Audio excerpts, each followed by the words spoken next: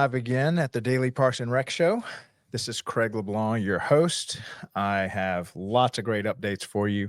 Um, for those of you that don't know, this is a new venture that we wanted to give a voice to Parks and Rec, the Parks and Rec community, and to create a daily show that would represent all the things going on to all the things going on in Parks and Rec, highlighting the obstacles we face, the obstacles we overcome, the careers, the success stories of the whole community, and just give them a voice. And when I say give them a voice, making a podcast, making a media company, doing daily videos, hosting guests, coming up with content is a heavy load to lift. And I enjoy it. I did this for those of you that don't know, I did something very similar for the Bitcoin community and just did not realize that I was going to find my calling in creating podcasts and creating media content. And an industry that I was super close to was Parks and Recreation.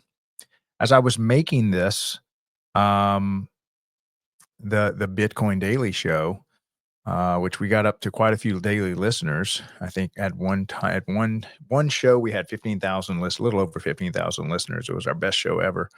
It was a little bit longer show, but anyway, did that for 300 straight days, 2 hours a day, talking about one topic. Of course, I love the topic, um, but I did not realize how much fun I would have and how much this gave me fulfillment to start doing daily podcasts.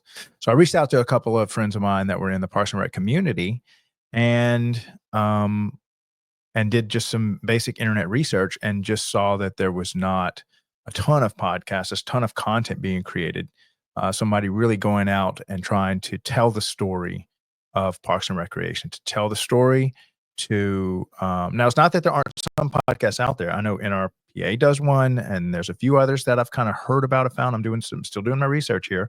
But even if there is good ones out there, it just didn't seem like a saturated market. Didn't seem like I don't know. I just kind of wanted to throw my hat in the ring and create good content for the Parks and Rec community and really highlight all that they do.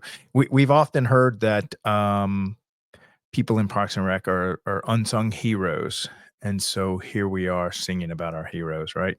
All that they do in every community, keeping them beautiful, and and and I thought I knew about the stuff they did. So, but let me tell you where I'm at now. In December, we launched this, and all I said to the team, which we have one girl in distribution and one girl in creation, and I pay for all this for them to edit the videos and repost them, and then distribute them, build up the memberships and stuff. And so we got three of us working 40-hour work weeks here. This is full time job for three people, and it was just, hey, let's just get the tech stack going. Let's get the hardware stack going. I had to figure out what mics and everything to buy. We want to get a real professional setup, and then we're just going to build it from the ground up. And we're going live on day one. So we just started, and really not knowing the direction of the podcast, I just started reaching out to Parks and Rec directors on Facebook first, and then on LinkedIn, and saying, "Hey, can you hop on a phone call with me for 30 minutes? And I just want to hear your story. And I want to hear, are there anything that you've become passionate about over your, couple decades of being a Parks and Rec director or working in Parks and Rec? Something that you feel like you could speak on at a high level." That was kind of one question I asked during our 30-minute conversation. Then I also asked, is there any cool stories? Like, what are you most proud of? What really stands out as a reason why you love the career of Parks and Rec? So that was a second kind of push, part of the 30-minute phone call interview I'm having with all these people. And I think now I've got up to maybe 30 or 40 of these phone call interviews under my belt, just in December and January, um, which are only halfway through January. And I think I have, my gosh, I must have another 30 between now and the end of January that I'm doing. And so getting all this in my head, and then I would also ask, um, what are we not covering? What content would you like to see created? If you were going to help advise a media company built for Parks and Recreation, what would that what would you want that media company to be about? What would you want it to kind of cover? Um, sorry, I'm fixing my light here. Get to learn all about this. Uh, lighting, mics, and sound and video and stuff. So here I am, asking kind of these three piercing questions. Tell me your story. Tell me, I want to hear your story. Um, what are you passionate about in Parks and Rec? What are we not covering? What content do we need to get out there? And we did hear, so a lot of people want to hear more about grants. I think that's just kind of like something we all face. There's tons of money out there for grants, but filling them out, it's a lot of hard work. There is, what did Greg say? Oh, I wish Greg was on here with me. I interviewed him, great interview last week. Um, it takes a toll. It takes a toll on the director to go through these grants, fill these out, or the grant writers. They do it. So we are working to get more content just around grant writing and bring in some specialists to do this. So that's a great topic. I don't think anybody has said nope, don't make any content around grant writing. The other one was around highlighting this as a career path for students. Uh, and then start asking, what are the universities teaching? What universities are the best with regards to Parks and Rec? What college are these courses under within the university? And I started to get some names of some professors that we're reaching out to. I've reached out to some students that are come on, and we may end up making a monthly show, maybe weekly, but at least monthly, just focused on choosing the career path of Parks and Recreation. And so that was another topic that came out. And then the third one, hold on, let me pull this up. There was a third topic, oh, around legislation, um, about how people pass, you know, whether it's tax laws or funding for regulation, I mean, for legislation and stuff, and just around the whole politics of it all. And so these are three topics that have kind of come to mind. But of all the topics that that a lot of directors have pushed me to go in is to creating content for maintenance people. Um, that when they go to their state conventions and they go to the NRPA and stuff like that, that there are a lot of things around for the director and for maybe people in programming. But when it comes to just maintaining the park systems, that they would really like to see somebody create more content around that. And so these are the kind of the silos, the buckets of information that we're looking to kind of create content around.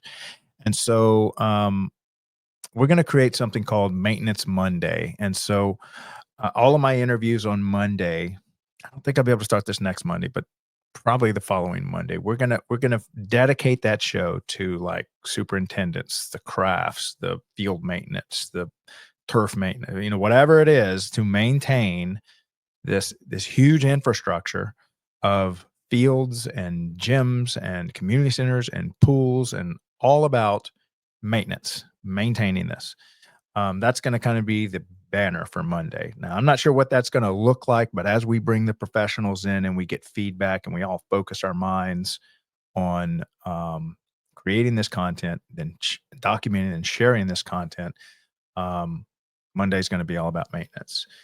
We've also got a few others, obviously, with the grants and the students, legislation, things like that, that we're going to also make some maybe one-off shows, maybe monthly shows, but you can kind of see where this is going. Um, and this is something I really want to do. This has become a somewhat of a passion project of mine. It kind of caught me off guard. I never expected. I've been a lifelong entrepreneur. Kind of retired a couple years ago and did a podcast absolutely loved it for the Bitcoin community. Thank you guys so much. A lot of great friends with that. And now that I'm doing this for Parks and Recreation, I'm like, okay, this is it. I think Craig LeBlanc might have found his calling here. And I love serving this community. And so just wanted to kind of give y'all an update of where my head was. I can tell you after having these 30 interviews under my belt, we're on to something here. Y'all have quite a story to tell, and I want to tell it. I want to look at this somewhat like a journalist. We want to create a show around this.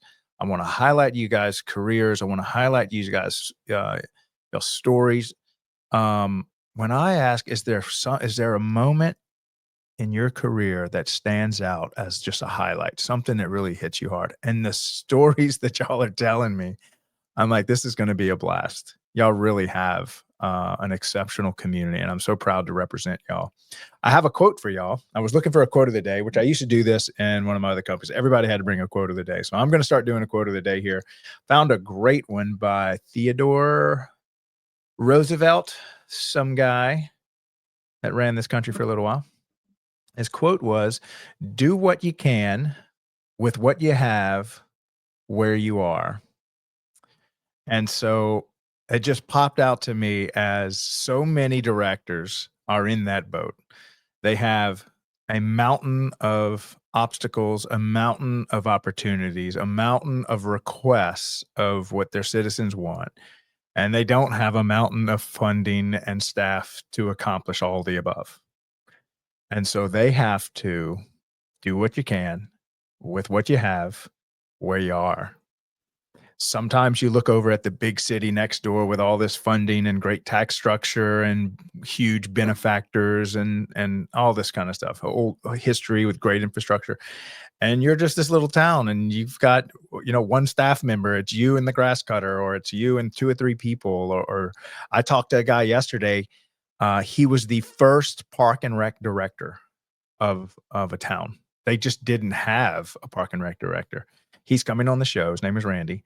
He's over in Louisiana, and it's crazy. Like I was talking to Greg. So when you talk to some of these smaller towns, they are just getting started building their parks and rec department, all the way up to some of these major cities, which are facing all kinds of issues, from homeless issues to new people moving into town, to pickleball ramping up, to aging infrastructure, to you name it. And so they have all this opportunity, all these obstacles, all this maintenance stuff to do. And like I said, they're always limited in staff, they're limited in funding. They can't make everybody happy, and they're doing the best they can. They're doing what you can with what you have where you are. Um, and I think this quote really helps us.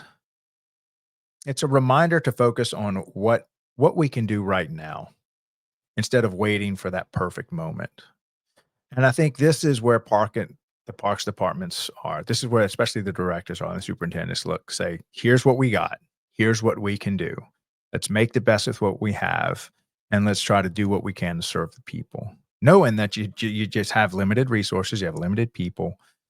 So I thought this was a great quote that stood out. So I wanted to share that with y'all. And I'm going to try to bring a good quote that kind of speaks to the situation of Parks and Rec. I'm going to even start asking the people that come on to the show for them to have a quote and for us to talk about why they chose it and stuff like that. We're going to make it a little fun. And then we've got some speed round questions, which I'm playing with, which are going to be interesting. So, all right. So we got quite a lineup coming up. We got, let's see, tomorrow is Wednesday, the 15th. We have Marlon Sams coming on. He is the former park and rec director in Kentucky, and now he is retired, working for a playground company, and was the president of his association. Really great guy. I met him in person in the Kentucky Parks and Rec Association Society, excuse me, just a couple months ago. Great guy. So I can't wait to have him on the show. Following him on Friday, we have Jonathan Allen. And then we have Chris Cotton. Actually, Chris, I got you double booked. I think I got you on the 20th and the 24th, so I'm gonna have to give you a call and see which one works for you better. There are Calendly, that software. Now, I'm sure I'm the only one that has software problems over here. Does anyone else have software problems? Maybe if any of you have worked with all those illustrious companies called Zoho or um, Salesforce or Microsoft or Apple. Anybody else? Maybe I'm the only one having software problems. But look, we wouldn't be anywhere without a software problem. So we love our software companies. Please don't shut me down. By the way, that is a great app. Let me do a little. This is not an ad read. This is just me bragging on an app that you got to have. If you sign up with me for a phone call, or you sign up with me for a interview, you're going to get a link to an app called Calendly. It's like calendar, but spelled differently. It's Calendly. It's a scheduling app, and I think it's like $9-10 a month. I don't know, $12 a month.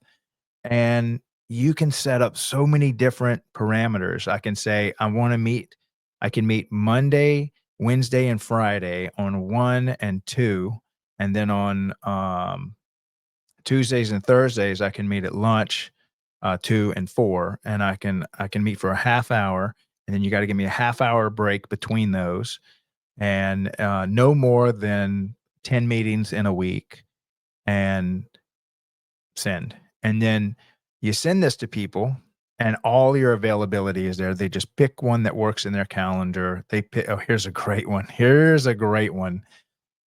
It figures out what time zone they're in so that I'm not, well, are you CST? Are you EST? Are you Pacific? Are you Mountain? And you get them scheduled, you get the right, everything just perfect. And you forget that they're Mountain time and you're Central time. And so y'all are an hour off, whatever. It does all that for you.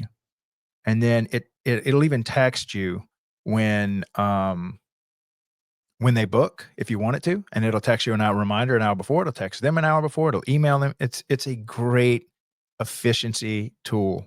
If you have a busy schedule or busy calendar or whatever, and I should probably see if they have a referral link so I could maybe get more funding into the show, but I don't. So I'm just bragging on a great software that if you haven't heard of it, man, and you're a busy person with lots of scheduling to do, especially if you're scheduling stuff across multiple time zones. It makes it so much simpler for you to just send a link to somebody. Your whole schedule and calendar and availability is there. You don't have to worry about double booking. So, when you book a lot of people like this, I'm probably going on way too far long about this, but it's valuable to me. I think it could be valuable to y'all. So I'm going to keep going. Um, if you have multiple, so let's say you're trying to book meetings constantly, like I am, three phone conversations a day, 30 minutes to an hour, just with Parks and Rec people to come onto the show, to get input about the show, to try to understand their story.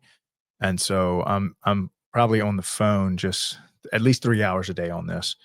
And then I've got a 1 hour interview that'll happen at, you know, 12 noon Eastern, but I'm in Central every day. So I'm probably on this phone and on this mic for 4 hours a day, 3.5, 4 hours a day, plus all the organization on the backside and working with the team. So busy calendar. And I'm in a conversation with somebody on LinkedIn, somebody on Facebook, somebody on X. And I've got imagine if I had, here's my calendar, pick one that works for you, and two people select the exact same time. Now I got to say, okay, well, now who am I going to reschedule? Calendly wipes out all that. Once somebody hits it, it pulls it off as availability, and then you might have 10 other invitations to hey, just pick a time that works for you, and none of them are able to book on top of one another. So unbelievable efficiency app. If you're not using it, and it sounds like you have a busy schedule, like I am having, building out the daily Parks and Rec show, yeah, use it. It's a great one. I highly recommend it, and I'm a user of it. And I should probably get some ad dollars for that, but I'm not. So um, I hope that helps y'all out. Okay, so we have Jacob Stevens. Can't wait. I think let me make sure that that's the right guy. Yes, Homewood, Alabama. All right, Jacob. He wants to create a podcast too, and he is all about maintenance. So I'm going to try to rope him in to be a co-host, maybe not every Monday, but on a lot of Mondays. I am looking for some co-hosts. So what is a co-host? What do they do? A co-host is like another face on side of me, right? So we'd have a split screen. We can do two or three of them, and we're going to bring in on Monday. um, I would like to ask Jacob and maybe some other guys that superintendents that maybe maintain facilities to just help me host the Monday show. We may end up doing co-hosts for some of the other topics. I might have a co-host for um, grant writing, for um, outreach to students. Maybe a couple students want to co-host. So if you're interested in co-hosting a topic or a show with me, not just as a guest, we've got some people that are coming on as a guest. We want to highlight their career. They have a great message. They have a great story to tell. They have a lot of value they can bring to the community. That's kind of more like a one-time guest where we really highlight their career. But a co-host is somebody that wants to maybe um, create several shows, maybe even 12 shows a year, maybe 52 shows a year if we're doing it weekly, um, about one topic. Or maybe they want to be in a group of hosts that can kind of rotate. So maybe if we had like six co-hosts around the topic of field or maintenance, Parks and Rec maintenance, and they would just hop on Mondays with me, and they would just maybe, if we did a weekly show that's 52, you can do the math and figure out. So anyway, if you're interested in co-hosting around a topic, especially I'm looking for a co-host around students. So that's education, students, uh, career paths. So a professor would be a good one. A college kid, if you want to hop on this show and co-host with me, and maybe three or four of y'all jump in, and we can I'll help salt y'all up, and y'all can be a part of the daily uh podcast for Parks and Rec.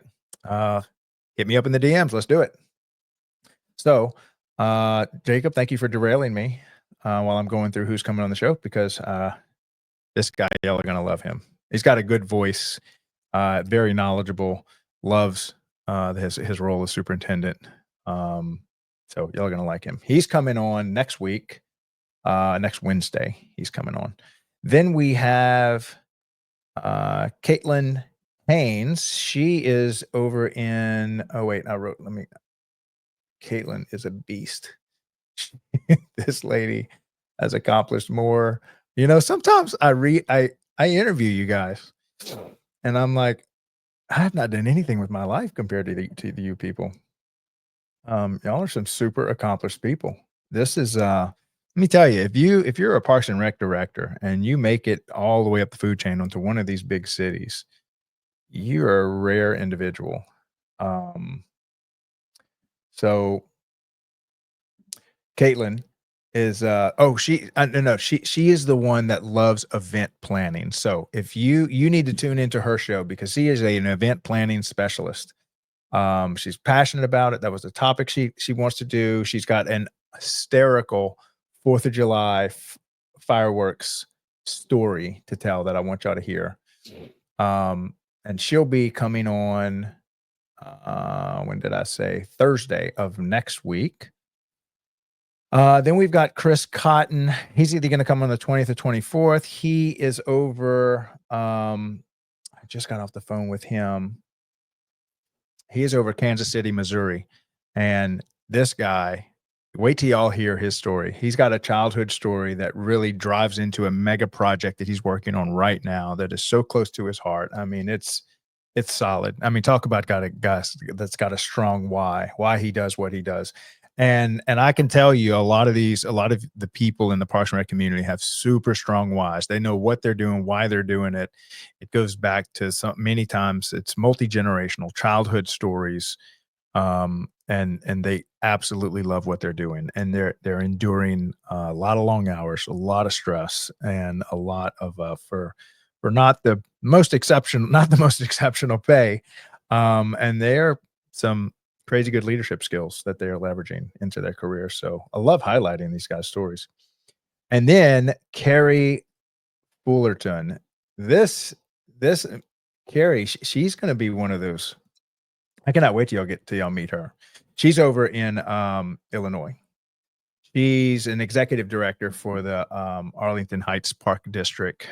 There are so many talented people up in Illinois that get very well funded parks and rec departments. So she's one of their best and brightest. She's has been the president of their association. She's over a very large. She has 700 acres that she maintains, 29 facilities, 80,000 people in population. So anyway, that's our lineup. I've got at least four to five times that many phone calls scheduled. And now, mind you, January was our slow month. We're just going to take it easy while we figure out what we are, figure out our identity, create a mission and vision, really get a tight feedback loop from the community so that it's community built, it's community driven, it's community ideas.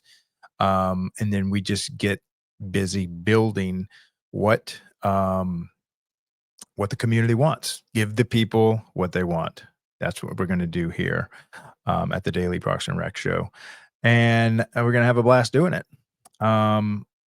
This year, 2025, that we're going to call this year the year of building. We're going to build some great things. We're going to build the Daily Park and Rec Show. We're going to build out a part of that's outreaching to students. We're going to inspire people, young kids, to pick up the torch of Parks and Rec people, join the team. We're going to do some good grant writing stuff, and we're going to start finally highlighting and creating some good content around maintenance. So lots of awesome stuff. So glad I get to be a part of this. I'm finally starting to get my sea legs underneath me now that I've got a good editing team, good distribution team. Love doing this. Love being a part of this. Thank y'all so much for giving me this opportunity. I cannot wait to tell y'all story. And okay, I do need some help. We're going to have to vote on this. So I've got a little friend behind me over my left shoulder. Her name is Fro. Some people are like, who is this creepy doll? Should we keep her on the show? Should we hide her? I'm going to let y'all decide. We're going to put it to a vote whether Fro gets to stay. Fro's a creepy little doll that I found. And let me tell you the story of the show, and I'll close with this. I had this coffee counter. I'm a big coffee guy. I should probably do a show just on coffee. I use a French press. Of course, I freshly ground, only organic.